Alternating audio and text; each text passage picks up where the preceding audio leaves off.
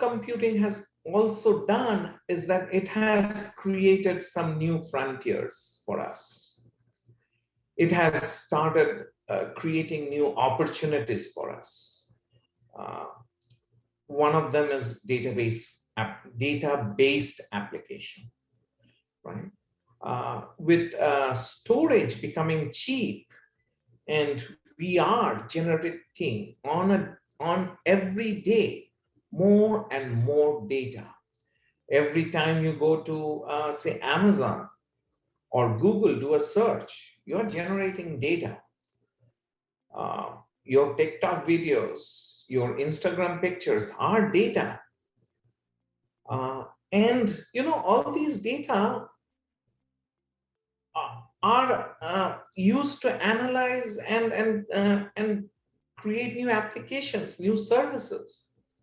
And the main thing about this data is these data are not structured.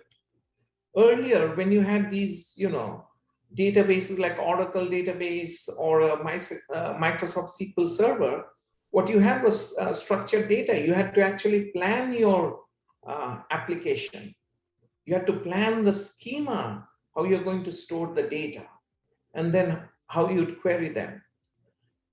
Now data is unstructured. Your data is basically a text file. That's it. And you are making sense out of that data.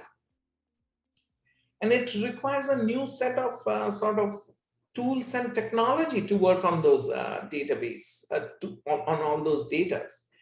And so, it had led to these things like Hadoop, which actually came and sort of died also. That was built to work on like terabytes of data, analyze them, right? Now you have these things like Spark and Scala, because you want to work on the data on real time, not on old data. So the earlier model was you build big data warehouses, like you had your CRM data, you had your finance data, you had your sales data, and then there was a data warehouse you build, and there was an ETL process that would extract the data from these things, clean that data, and store it in this data warehouse, on top of which you build all your analytical applications. Now we are generating data a lot faster in real time. And so the need is to really analyze and have applications on that data in real time. And so there are these newer tools that have come out that allows you to do that. And obviously, make sense out of that data, predict from that data. I don't know if you guys use Google Photos, but if you go and look at them, or even Facebook, they would actually look at pictures and pretty much very accurately say who that person is. Like if you have a group photo, they will have squares around each face and say, hey, is this person, right? So, there's a lot of data and there's a lot of applications, artificial intelligence, machine learning that's been applied on top of that data, and newer sort of applications that are coming out on top of that.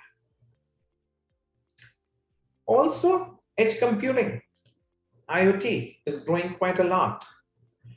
A lot of these offices now, all these AC lighting are controlled centrally. Earlier, they would need wiring pulled down to some central area to manage it, or factory floors, monitoring the movement of goods or machines, how they're doing. Now, with edge computing and the network being available, you have sensors that are talking wirelessly over, sending the data over, and centrally you're making decisions. And in some cases, you're having the edges making those calls themselves. You don't have a central one, like the AC, basically if the temperature goes over a certain degree, it turns the AC on. You don't need to have a central sort of control to make that decision for you. So this is another area that has grown quite a lot because of cloud computing.